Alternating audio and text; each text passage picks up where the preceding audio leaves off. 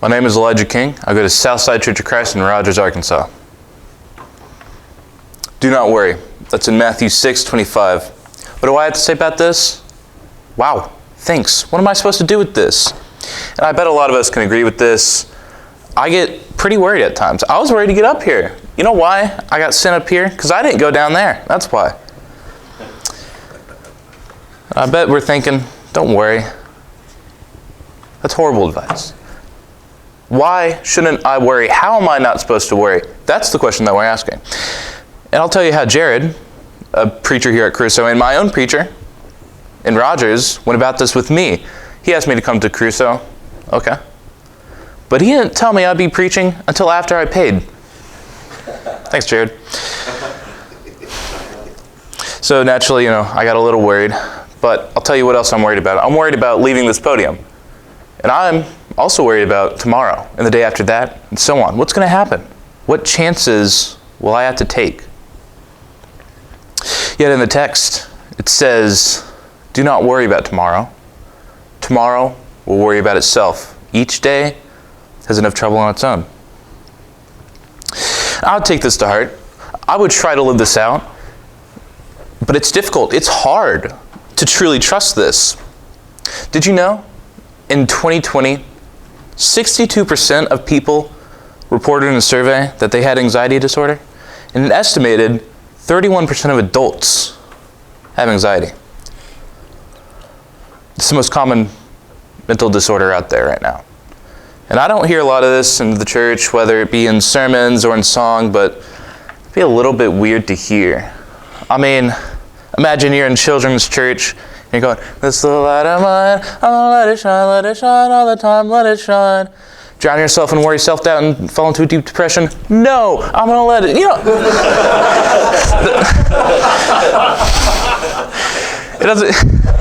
it doesn't work like that. And I thought about it, and I went to Jared about this, and he agreed. And I came to the conclusion that we don't preach worry, we preach concern. Concern ourselves with the text, concern ourselves with listening to the preacher, concern ourselves with getting to the Lord. That's what we do. Now, as we're going to go on, I need to read Matthew 6:25 through 34. Again, that's Matthew 6:25 through 34. I tell you, do not worry. Don't worry about what you will eat or drink. Don't worry about what you will wear. Aren't there more important things to life than just eating? Aren't there more important things to the body than clothes? Look at the birds in the air. They don't plant or gather crops. They don't store food in storehouses, yet the Lord feeds them. And aren't you more important than they are? Can you add even 1 hour to your life by worrying? And why do you worry about clothes? See how the wildflowers grow. They don't work or make clothing. But here's what I tell you. Not even Solomon, in all of his glory, was dressed like the flowers. And if this is how God dresses the wild grass, won't he dress you even better? I mean, the grass is only here today. Tomorrow it'll be thrown into the fire. Your faith is so small.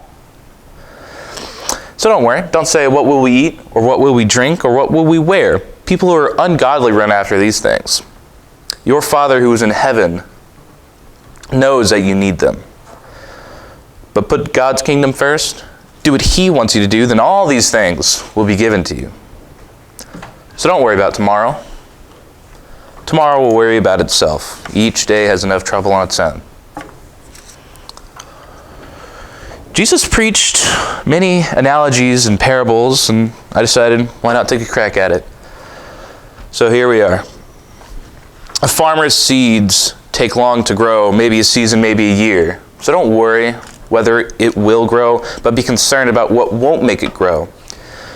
Don't worry if you will pass a test, but be concerned beforehand about studying so that it may calm your nerves. Don't worry about if you will go to heaven, but be concerned about what will make you go to heaven. And to put this into perspective, let's use some Bible characters. ones that we all know. In Exodus, Moses had just led God's people from Egypt through the desert and right across the Red Sea. And yet the people, they groaned, they moaned, "Oh, I'm so hungry." They worried about what they were going to eat. And God fed them, thank God, but I wonder if we can put that back into Matthew chapter 6, verse 31. Your faith is so small. Now, contrast that to Jesus is in the middle of nowhere preaching to this group. And it's been a while, they haven't been back to town, and they're hungry too. And in this moment of faith, this little boy who's concerned for his people, for his family and the others around him, brings Jesus all that he has, his meal, his food, his 5 loaves of bread and 2 fish. I wonder if Jesus said, "Your faith is so mighty," because he fed 5,000. So, concern will bring you your bread. Concern will bring you your clothing. But how do we concern and not worry? I'd say the difference between that is faith.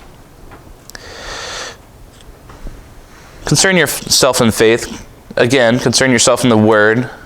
Concern yourself in going to heaven. And your food will be given to you. Now, if you struggle with worrying, such as I, turn to your brothers and sisters and talk their ear off. Pray with them. And if you don't, lend an ear. Be sure to listen. Be sure to be there. I say it's so much better to concern or worry with someone else than it is to be alone.